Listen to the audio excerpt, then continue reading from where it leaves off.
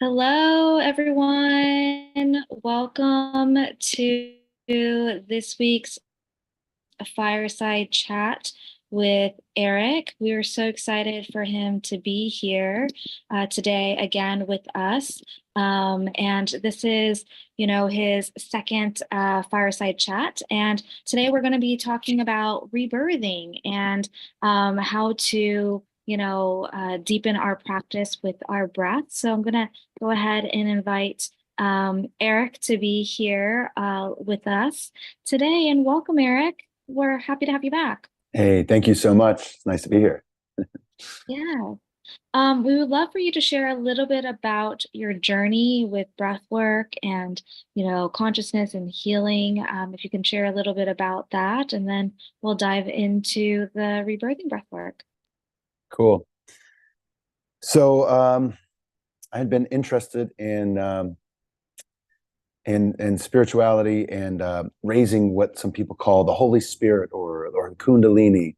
I'm 40, and when I was 27, I had my first Kundalini activation. It was by myself. It wasn't in a classroom because, mind you, Kundalini is a type of energy, not a type of yoga. So when I was 27, I had what's called a premature Kundalini awakening, and I had awoken this spiritual energy by holding my breath and doing my Kegel exercises while I was holding my breath. And just doing that gave me a full-blown Kundalini experience, and it lasted about 6 months. It felt like I was on ecstasy and my heart was blasted open. It wasn't traumatizing for me. I actually had a great time during those 6 months. I was living in Hollywood, going out to pubs and working and just doing normal stuff. But I didn't know how to hone in my practice. I didn't quite understand what was happening. So at the end of that Kundalini experience, at the end of the 6 months, I felt normal again.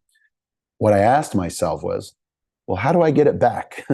How do I raise this energy again? And it took me about 5 years from that point to find breathwork. And the first time I did a rebirthing breathwork session, and I got paralyzed as soon as I did this breathwork, I realized at that moment, this is how I get it back. This is what I've been looking for.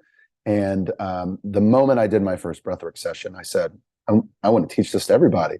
I don't think enough people know about this stuff, because this is Kundalini yoga. This is Kriya yoga. This is the most powerful thing I've ever experienced. And it's helped me in my journey tremendously. And now as a teacher, I'm really good at articulating this type of practice and what's going on energetically when you breathe like this. So yeah, I'm excited to talk about many aspects of intense pranayama, which some people refer to as rebirthing breathwork. Yeah, I'm really excited to learn the practice. Do you want to share a little bit more about rebirthing, what it is? Because some people might not know, what the practice is and Sure. how to go ahead and do that. Yeah. So while I highly recommend your first time doing rebirthing breathwork, I recommend having a sitter or a teacher the first time. If you can do it on your own, I say more power to you. It won't hurt to try. But it really helps having someone sit next to you the first time and just make sure that you do it right for an hour and a half, because it can be quite intense. Okay, so rebirthing breathwork comes from this white guy named Leonard Orr, who discovered rebirthing in the 60s.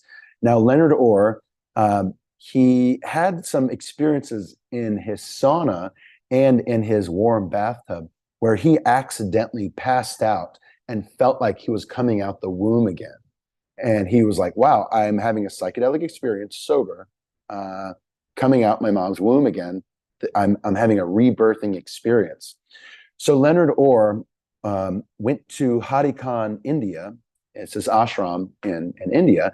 And he met, as he claims, a handful of very old yogis, of immortal yogis, if you will, if you subscribe to this. And one of these guys that Leonard Orr met was this guy, Harikan Babaji. Harikan Babaji claimed to be Mavatar Babaji, the Babaji we all hear about, the 9,000-year-old Babaji. This guy, Hadi Khan Babaji, claimed to be that Babaji, but in another body. So either you subscribe to that or you don't. But to me, it actually seems to add up. It's a very interesting story. So this guy, Hadi Khan Babaji, told Leonard Orr, you've got the pranayama stuff down. You're going to go teach this to the West. Interestingly enough, Mavatar Babaji told the same thing to Yogananda. You're going to go teach this to the West. That seems to be a recurring theme in some of these sages and gurus who tell many people the West needs these practices. So anyway, so Leonard Orr wrote many books on physical immortality. While Leonard Orr did pass away, he beat his cancer many times on his own. And we're going to go into why he believes he got cancer and why people get sick. So rebirthing breathwork. When people say the term pranayama, they're talking about different types of breathing exercises that are usually very short, but they're really great for focus. Now, if you want to release old trauma, you have to breathe really deep for about an hour and a half. Some people refer to this as a conscious connected breathing or yogic breathing. And basically what it is a powerful inhale, max out the lungs when you inhale, and then relax when you exhale. And you can do it all through the nose. So it kind of looks like this.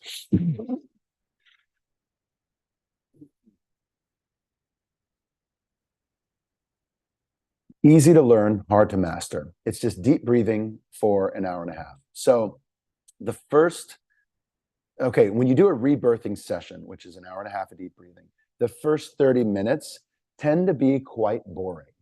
You're just breathing. You're like, okay, what's going on here? And for most people, while everybody's a little different, for most people, when you hit that 30-minute mark, then you actually start releasing things. I like to say that's when the fun begins. A lot of people get completely paralyzed. Their hands actually get locked up like this, and then they can't move their body. So that means you're doing it right. If you get paralyzed during a rebirthing session, you've got it down, keep going. So you breathe for the first 30 minutes, you start releasing things, and then you want to breathe for about another 45 minutes. During that second half of a rebirthing session, that's when you start releasing childhood trauma and even the birth trauma. And when we do a rebirthing session, we're trying to complete what's called an energy cycle. And the energy cycle is complete when you feel the big release. It's like an emotional and physical detox because we detox 70% of toxins out of our breath. So after you breathe for about an hour and 15 minutes, an hour and some change, like I said, you feel something leave your body. It's like, whoa, it can be orgasmic. It can be a bit painful because I say during a rebirthing session, pain goes where the healing is happening. So that's why in the beginning of people's rebirthing journeys, it can be painful and it can be emotionally and physically painful. And then the more you do rebirthing breath work, the less painful it is. And then you're just doing what's called energy breathing because you've got the big traumas out the way. So when a trauma happens in your life, you act like the birth trauma. So when a trauma happens in your life, you actually lose a piece of your soul when and where the trauma happened. That's what's happening metaphysically.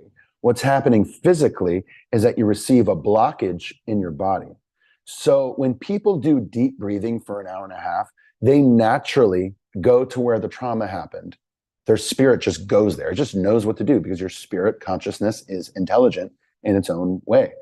So so you do a lot of deep breathing for an hour, and then your spirit goes to, let's say, some abuse in childhood, and you make peace. You just naturally make peace with the abuse. You take a piece of your soul back. You forgive whoever needs to be forgiven. You take a piece of your soul back, and then that's what's happening metaphysically. Metaphysically, what's happening physically is a blockage actually opens up in your body because we have 72,000 energy pathways in our body, according to the Vedic system. So when you do a lot of breath work, it's like nadis are like pipes, and the traumas are like little pieces of debris that get stuck in the pipe. And when you do the breath work, it's like a high pressure system is pushing the debris out of your body. And then, whenever you feel the thing leave your body, the trauma leave your body, then you become more intuitive, because these energy pathways are like psychic veins and they actually receive information. So people who have a lot of trauma tend to be highly unintuitive. And when you do a lot of breath work, it heightens your intuition and you just know things all of a sudden. So the psychic abilities in your body corresponds with the chakras. So maybe if you have a lot of grief, maybe you're unintuitive with your heart. Maybe if you have a lot of head trauma for whatever reason, maybe you have a hard time seeing things or visualizing, and so on and so forth with the rest of the chakras. So, okay, so the reason why we're in this dilemma in in our reality, a big reason is because of the way in which we are born in the hospitals. So so the birth trauma happens in a typical hospital, and I'll explain why. So when a baby comes out of the womb, doctors tend to cut the umbilical cord prematurely, which is traumatizing, and then they take the baby away from the mother and they put it in a room of strangers. That is insanely traumatizing, and it screws us up for life. Truly, we can heal from anything. And I want to remind you that within all this trauma stuff I'm talking about, life is perfect. The journey is perfect. The healing is perfect, because I don't like for people to get stuck in their shadows and stuck in healing. You can make peace with it, understand this is the world we live in, but then heal from it and be happy. So it's both. Everything is perfect, but we are in a world of trauma. So, okay, so a better way to give birth is that when the mother has the baby and the baby comes out, we want to wait at least 20 minutes for the umbilical cord to stop pumping blood, and then cut the umbilical cord. You really should wait like 2 hours. And if you want to be super gangster about it, you can actually wait 2 days for the umbilical cord to naturally fall off. That's called a lotus birth. And then when the baby comes out and the umbilical cord is cut appropriately, the mom should hold the baby for at least 2 days. Taking the baby away from the mother prematurely is insane, because the mother and the baby is creating this like oxytocin kind of bond. So, and I'll tell you, like, if you meet an adult or a child who had a really good birth, in other words, maybe they had a home birth that went well, or they had a water birth that went well, and they waited to cut the umbilical cord.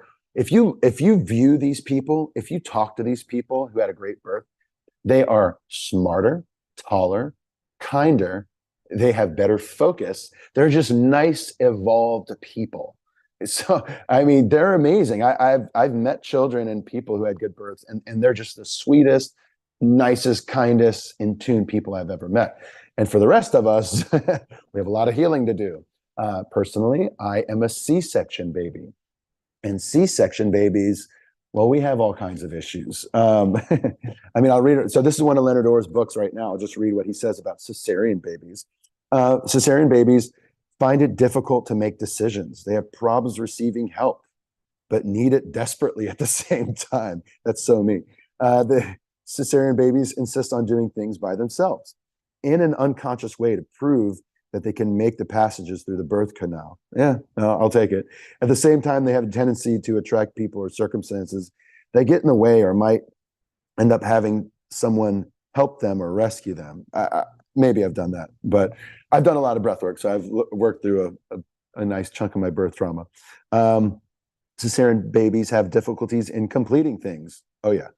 Cesarean babies crave physical affection, or on the contrary, have repulsion for being touched. I more crave physical affection. Cesarean babies feel abandoned at crucial moments, or they have fear of knives. They create frequent interruptions, especially in relationships. I mean, this is all very interesting stuff. And while I have paralleled some of that, I've also worked through a lot of my stuff through plant medicine and through, of course, breath work. And while, speaking of plant medicine, while I love plant medicine, breath work is far more effective for burning trauma and burning karma than plant medicine, but it has its place. And we'll talk more about plant medicine later, but let's keep going down this rabbit hole of breath work. So, okay, so as I explained earlier, when you do an hour and a half of deep breathing, you start unwinding the birth trauma. You start releasing the blockages, and you start bringing in your soul, and you start feeling more complete. Your brain functions better. So when you do breath work, according to something called the 8 limbs of yoga, breath work is a precursor to meditation proper. So the word meditation in the West has taken on a life of its own. I like to say the word meditation is practically meaningless in the West. It means basically closing your eyes. But in the East, or in the Vedic system, the word meditation, also called dhyana, meditation means letting go, and it means when you can focus on one thing without letting your mind wander. Now, that can take decades or lifetimes to achieve, because if you think of like an apple right now, just use your imagination, think of an apple. How long can you think of that apple until your mind wanders and you have a new thought? Maybe 5, 10, 15, 20 seconds. It's pretty quick. So when you do a lot of breath work, it expands your concentration and your memory. So in other words, when you do a lot of breath work first, you're able to focus much better. Breath work is a precursor to meditation in the 8 limbs of yoga. And I'm going to go over the 8 limbs of yoga really quick, because this is a big part of understanding breath work and what yoga proper, as we'll say. Just like there's meditation and there's meditation proper. When people say the word yoga in the West, they're usually referring to stretching or exercise. But yoga actually means yoke or union with spirit. And you're not going to get there just by stretching. You're going to need to do a lot more if you want to merge with God. You know, if you're subscribed to this form of enlightenment. So look, check this out. 8 limbs of yoga. The 8th limb of yoga is samadhi, which means liberation. The 7th limb of yoga is dhyana, or meditation. And again, that means letting go or having perfect focus. So you have these other 6 limbs of yoga that you must do to prepare the body for meditation. And if you can actually do proper meditation, then perhaps you can reach samadhi. And I'll just go over these really quick. They're very simple. They're not woo-woo. They're actually very grounded and very logical. So the first limb of yoga is be good to yourself. Say nice things to yourself. Be good to yourself. Second limb of yoga is be good to other people. Pretty simple. Karma is good when you're good to other people. A third limb of yoga, that's asanas, or exercise. That's what we call yoga in the West. The fourth limb of yoga, that's pranayama. That's what we're talking about today, or the rebirthing breath work, a very intense pranayama. The fifth limb of yoga is withdrawal of the senses, or closing your eyes and going internal. And the sixth limb of yoga is concentration. So that's like mantras or visualization. And then seventh limb of yoga, as I said, is meditation. And that's whenever you can perfectly focus. And eighth limb of yoga is samadhi. So with rebirthing breathwork, so what I've been taught within rebirthing breathwork is something called 5 elements breathwork. This is amazing. This is the most intense thing you can experience as an adult. So when you lay down on your yoga mat and you lay down and you breathe as deep as you can for an hour and a half, we could say that you're working with the air element. Now, imagine doing that practice, deep breathing for an hour and a half. Imagine doing it in a warm bathtub of water. That's for the water element. Now, that might be one of the most intense experiences you can have, because when you breathe like that in a warm environment, it's so intense that you'll have a psychedelic experience and you will feel like you're coming out the womb again. Now, as I mentioned, like the tetany thing or people getting like cramped up in the middle of a breathwork session, when you breathe like that in a warm bathtub, you get cramped up within like 3 minutes. People breathe like that in a warm bathtub, they're like, oh, and they get completely paralyzed. So when I do that for one of my clients, I have to hold them. I literally have to, I have to hold their neck and their legs to make sure that they don't drown, because they'll get paralyzed. And so when you do rebirthing breathwork in a warm bathtub, ideally you want to have a sitter your first few times, because it's so intense. So, okay, so imagine doing rebirthing breathwork now, buried in the ground up to your neck. And that's for the earth's element. And that is really, really intense. You got to experience that to see what I'm saying. Words can't do it justice. When I've done that before, which I need to do more of that because I need grounding. When I've done rebirthing breathwork buried in the ground, it's like the earth will speak to you. I can't quite understand why it's so intense. I guess you could say the electrons of the earth rush through your body. I've seen crazy stuff happen during that practice. Like I said, it's more intense than plant medicine. It's something else. Again, really good for healing karma and connecting to Mother Earth. It feels like Mother Earth actually has you contained, and you feel very safe and warm when you do that sort of practice. Another awesome element to work with is doing breath work next to a fireplace. Now, when you do breath work next to a fireplace, personally, that's my cloud nine. That is the most blissful thing I have ever experienced. Because as you know, when you sit next to a fire, it's blissful. The heat from the fire makes you feel good and it cleanses your auric field. But when you do intense breath work next to a fireplace, it's like, whoa. And the fire will actually speak to you because the fire has consciousness. While you don't need to do breath work to communicate with fire, if you do breath work next to a fire, God will speak through the fire. Now, you don't need a tool to speak to God. You can just close your eyes and sort of have your own relationship with spirit.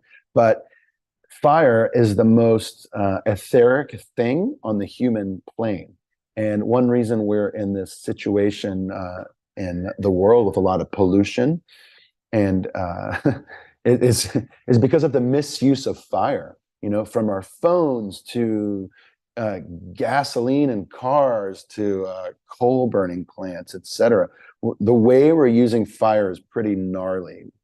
The earth and humans definitely need to balance out their use of fire. So, and then we talked about the air element, was just laying down or sitting up and breathing deep.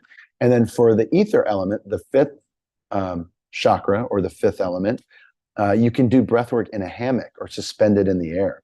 And that's really great for like religious trauma, or if you want to feel like you're floating and connect to God. Doing breath work in a hammock is something I say you guys got to try out because it's pretty cool to feel like you're weightless. So okay, so one reason we get sick is because we absorb people's energies next to us. Now, and the way I think of getting sick is very different than the way most people think of it. So if you like sit next to someone who's miserable or they have a lot of anxiety and you're just sitting next to someone with anxiety, how do you feel? You start feeling anxious. You start feeling miserable. You're like, why do I feel miserable? Oh, because I'm sitting next to Joe over here who's just, filled with filled with anxious energy.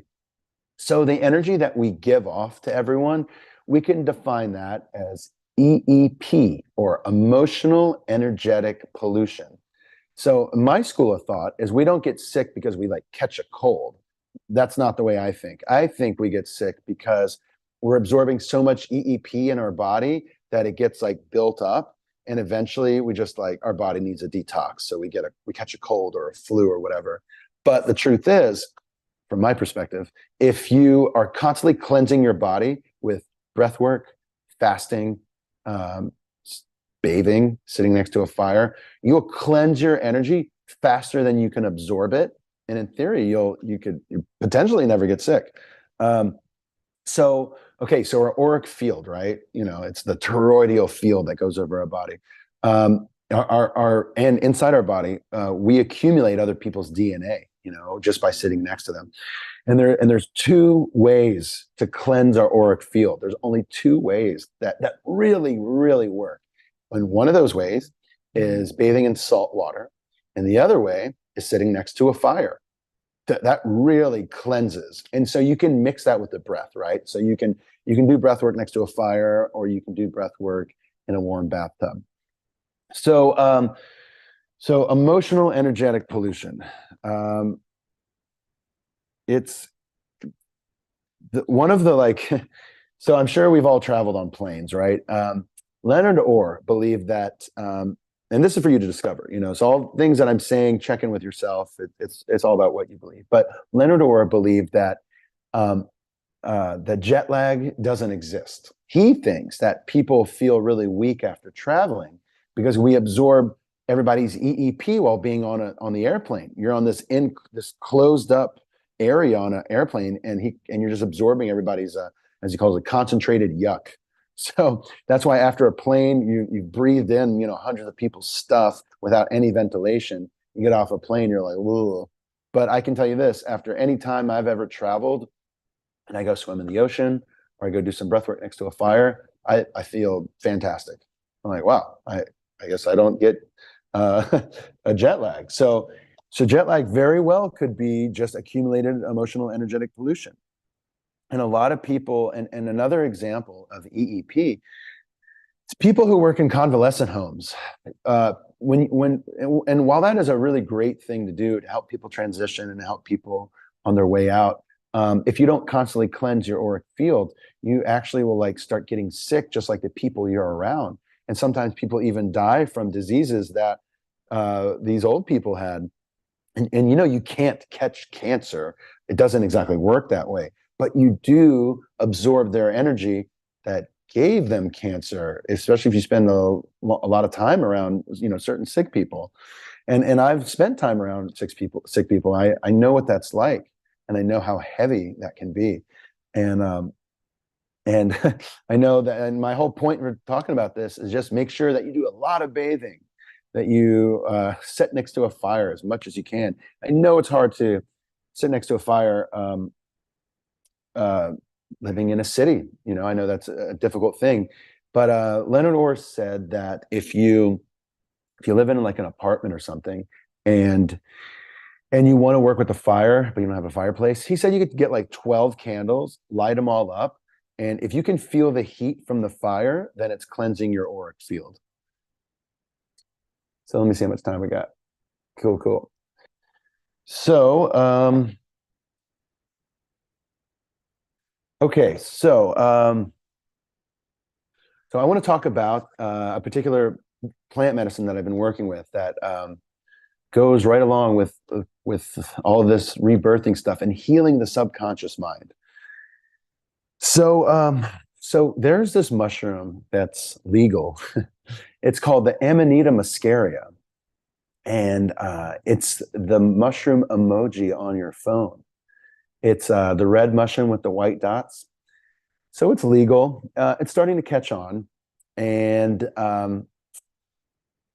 it's obviously it's not psilocybin. It's this chemical in there called ibotenic acid, and if you take this mushroom raw, the ibotenic acid can actually be a little bit poisonous, and so that's why if you ask the average person about Amanita muscaria, they'll say, "Well, isn't that poisonous?" So what you can do is you can take this mushroom and you can simmer it in lemon water for about 3 hours. And when you do that, it changes the ibotenic acid to muscimol.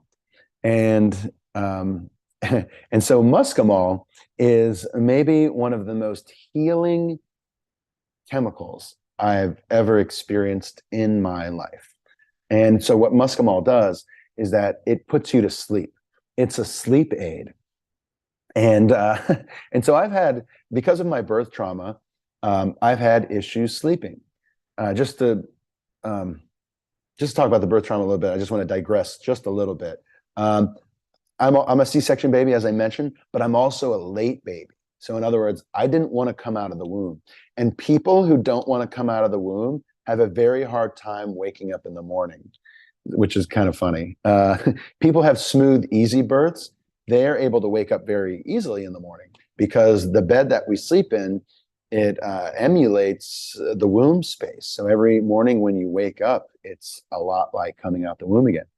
So back to the Amanita. So I'm not like a full blown insomniac, but I definitely have had issues going to sleep, and my whole life I've had issues waking up in the morning. So since I started working with this Amanita muscaria, it's actually began to heal another layer of my birth trauma, which I'm just like, I am ridiculously grateful. I mean, sure, you can discipline yourself in insane ways. You know, you can really discipline yourself to wake up at 4 a.m. and eventually start going to bed a lot earlier. And while I do sometimes wake up early, um, because of my lack of consistency with waking up early in the morning, I have turned to this plant medicine called Amanita.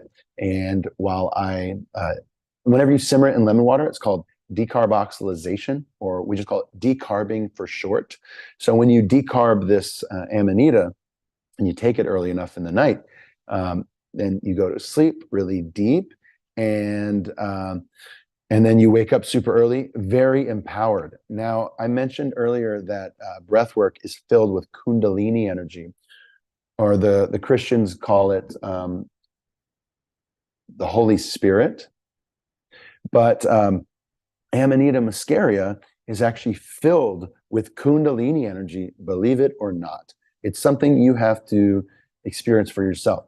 So while plant medicines, they won't do the work for you, you still have to breathe. You still have to meditate. You still have to eat right. What plant medicines can provide for you is an insight or a window into the work you need to do. They can also, excuse me, they can also give you the power or the energy to do deeper work. So I found that after a night of taking Amanita, the following morning, I'm so empowered to do breath work. And the Amanita actually tells me, go do your breath work, go do your meditation first thing in the morning, go concentrate. And I'm just like, wow. And while I do that stuff anyway, the Amanita gives me this boost of energy that allows me to do my practice even deeper.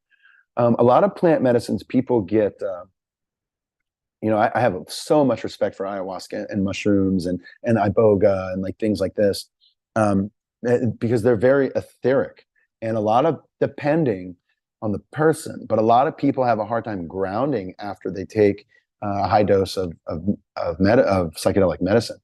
But the fascinating thing about Amanita muscaria is that it puts you in your body, and the next day you're getting things done. And I'm just like, whoa.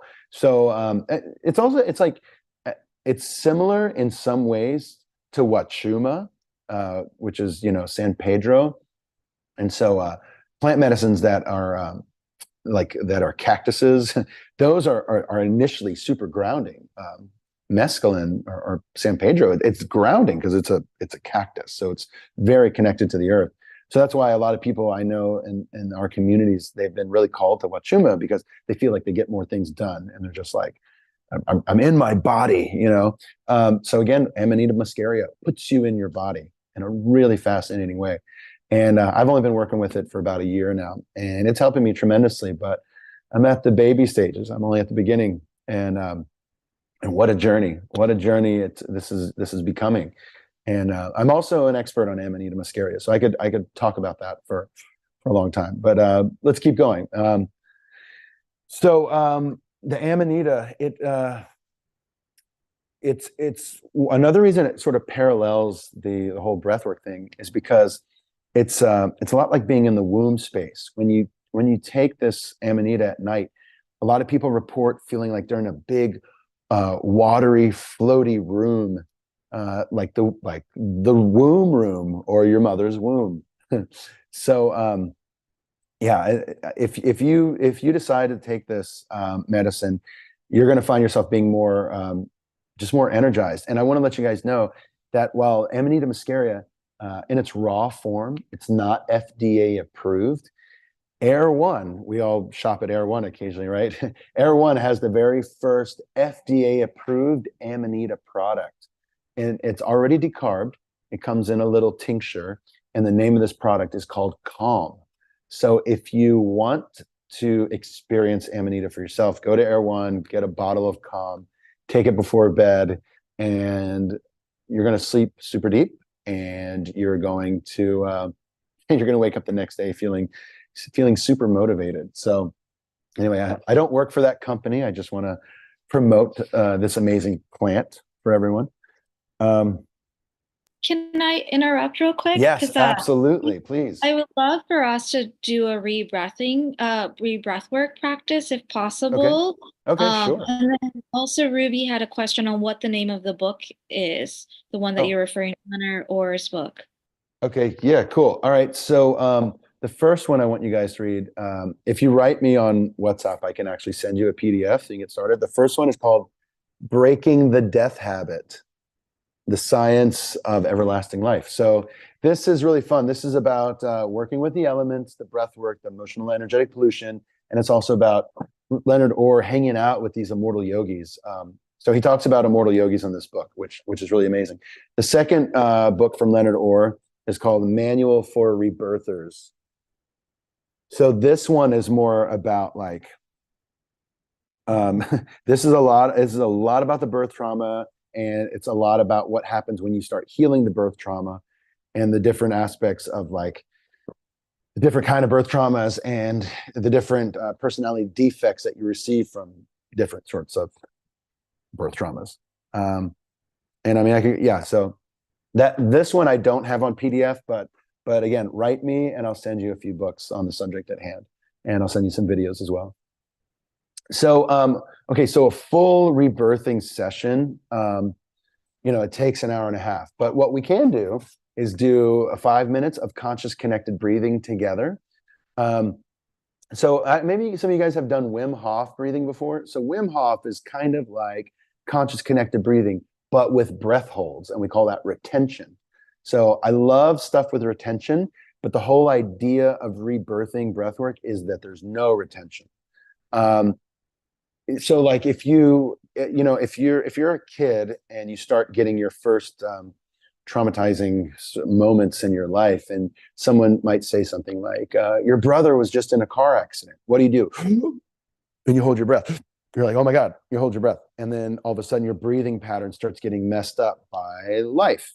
So the whole idea with rebirthing is that there's no retention and you're just doing deep breathing for a long time. But again, I do retention stuff. I do Wim Hof breathing. I do Bastrika pranayama. Like it's all good, But this particular practice, rebirthing, is no breath holds. And I like to say that rebirthing breath work, it's easy to learn, hard to master. It's the technique itself is quite simple, but doing it hard for an hour and a half is quite a task. So I say we do it for like maybe 5 minutes. And I'll let me go over the practice really quick. So ideally we want to be laying down, but we're going to do it sitting up, and you can totally do it sitting up. So rebirthing is mainly through the nose. Maybe you guys have done holotropic breath work from the guy Stanislav Grof. That's mainly through the mouth. When you breathe through the nose, you develop better habits. When you breathe through the mouth, you bring in more prana. In fact, when you do a lot of breath work through the nose, it actually makes the shape of your face more attractive. And you open up these nadis, or these canals in your nose. So breathing powerfully through the nose, without a doubt, is very important. All the yogis know it. So let's go over this technique really quick. So it's active inhale, passive exhale. So we are inflating our stomach, ribs, and chest simultaneously. But the easiest way to look at this is that we're expanding just the ribs. And when you expand the ribs on the inhale, you'll find that your stomach and chest inflates as well. So we're powerfully inhaling. I like to say 98% lung capacity. We're powerfully inhaling, and then we relax when we exhale. And that's it. And you do it at your own pace. So you don't want to go too fast. And you don't want to go too slow, which is like meditative. You find like a sort of effortless pace. Now, if you've ever done breath of fire is the opposite of this, which is fine. And that means breath of fire is active exhale, passive inhale. But this is the opposite. This is active inhale, passive exhale. So it's more. And we're just doing that for an hour and a half. But right now we're going to do it for just 5 minutes. Does anybody have any questions on the conscious connected breathing? Okay, so let me look at the time real quick.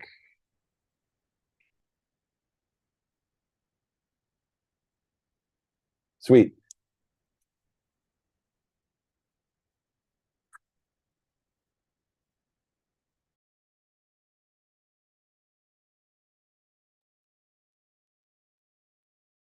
Okay. So we're going to, once again, powerfully inhale, relax when we exhale. Keep it fluid. It's also called conscious connected breathing because there's no moment of retention. The moment we've inhaled, we exhale. The moment we exhale, we inhale. We keep it fluid and consistent and connected and rhythmic. So let's just breathe just for about 5 minutes. So powerfully inhale, relax when we exhale.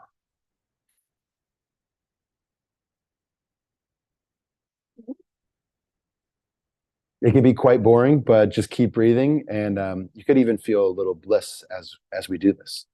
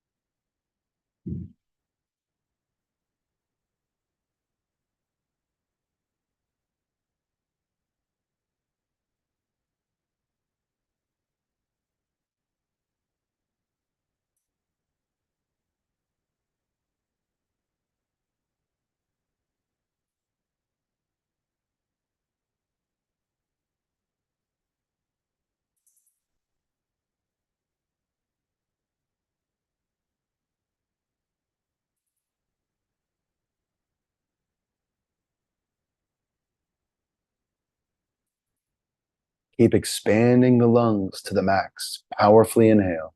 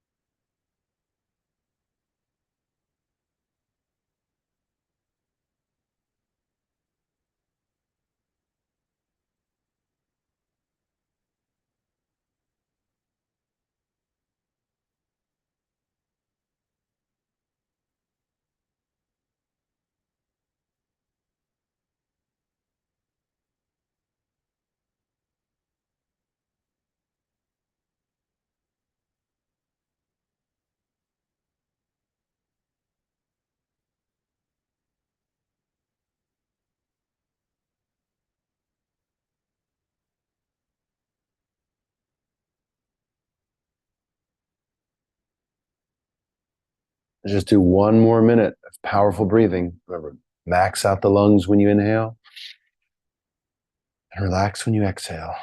Expand the ribs when you inhale.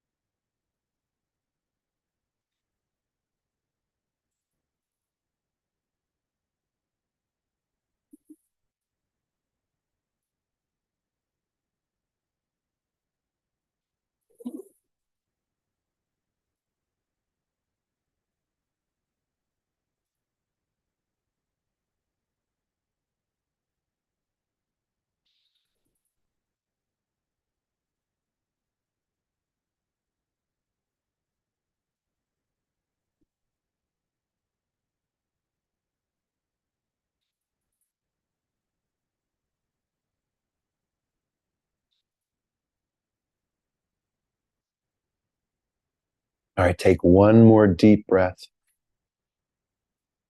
And relax when you exhale. Let your breath go back to normal. Let your breath be automatic, and let your breath just be unconscious. Let your unconscious body take care of the breath. So it's automatic. Just keep your eyes closed just for a few moments.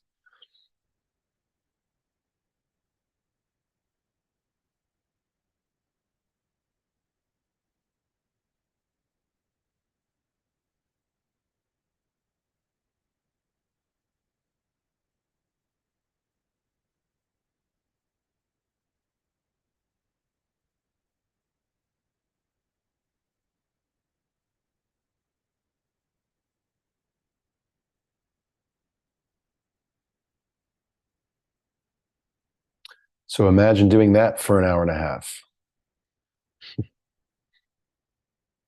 Could be pretty intense. If I would have known I could get stoned off of air, I would have been doing this a lot more as a teenager rather than smoking cannabis. So yes, you can actually get higher without drugs than with drugs. It's 100% true. We've heard that a lot, but until you learn to breathe deep, that seems like a fairy tale. But I highly encourage everyone, even if you don't start doing an hour and a half of breath work every day, you can just do this deep breathing for like 10 minutes in the morning, and it will set your day really amazing. You can also mix this with auto suggestion. So, my last fireside chat, we talked a bit about lucid dreaming, and I think I touched on auto suggestion or working with mantras or affirmations. I call them mantras or affirmations. I call it auto suggestion because you're suggesting certain things to your subconscious mind. We could talk about that more on the next fireside chat. I'd love to talk about auto suggestion and reprogramming the subconscious mind. But basically, that's Leonard Orr's two things that he taught to the world. It's breath work and auto suggestion. So with deep breathing and repeating certain things in your head, you really can not just move the trauma out of your body, but you can steer the ship to where you want to go. And what I mean by steering the ship is that you can, yes, control your ego to a degree. You can take control of your life by programming your subconscious mind with repetition. And you can even mix that with breath work. But that's for another day.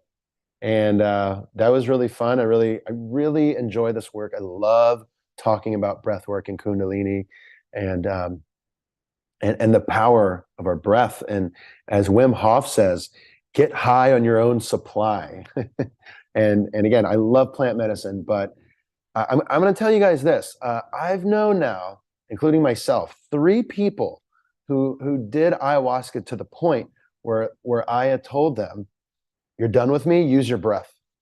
And I'm like, whoa, like I've heard that from multiple people. And I've actually had long conversations in Peru with ayahuasca about breath work. And the Aya's like, yeah, use it. It's great.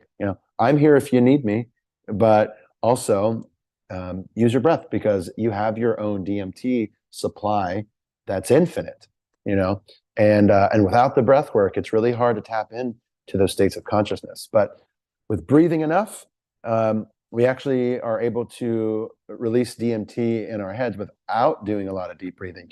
You can also do things like sleep deprivation, which isn't horrible if you don't hurt yourself. Like you wake up at 4 a.m. after, like, let's say 5 hours of sleep. You work on concentration for a little bit. You can actually like release a little DMT in your head, which while you're awake, some people will call that awake-induced lucid dream. That's actually how a lot of psychics work.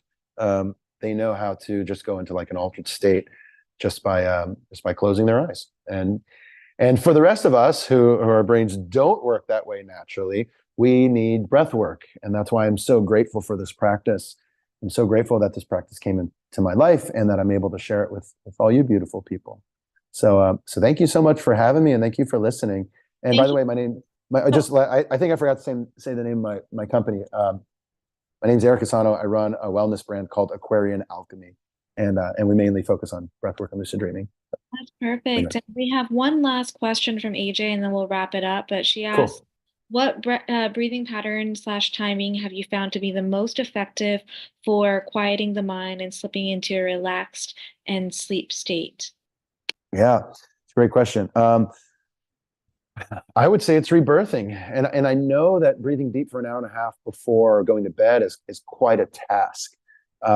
But so when you do a rebirthing session, it's super intense, right? But at the end of it, when you're done after an hour and a half, your mind is able to focus, your mind gets quiet, and you just relax. It's amazing. Now, if you don't have an hour and a half, I would just do like a Bastrika pranayama, or just do Wim Hof breathing. It's also called Tumo breathing, and you can find that stuff on my Instagram.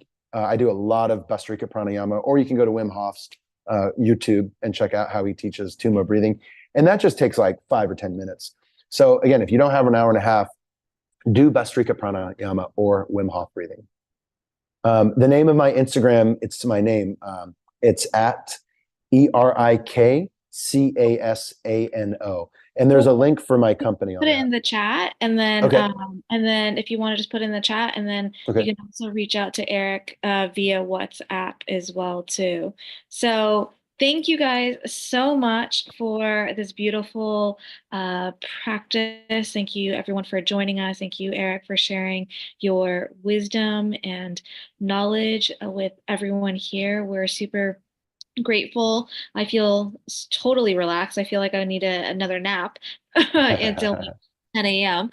Pacific time after that breath work. But we really appreciate your guidance in this practice. So thank you so much, and thank you everyone for joining us. Yeah, thank y'all, and thank you, Max, and thank you, Adar, for everything that you do, and I really appreciate you guys and bringing everyone together. It's big love.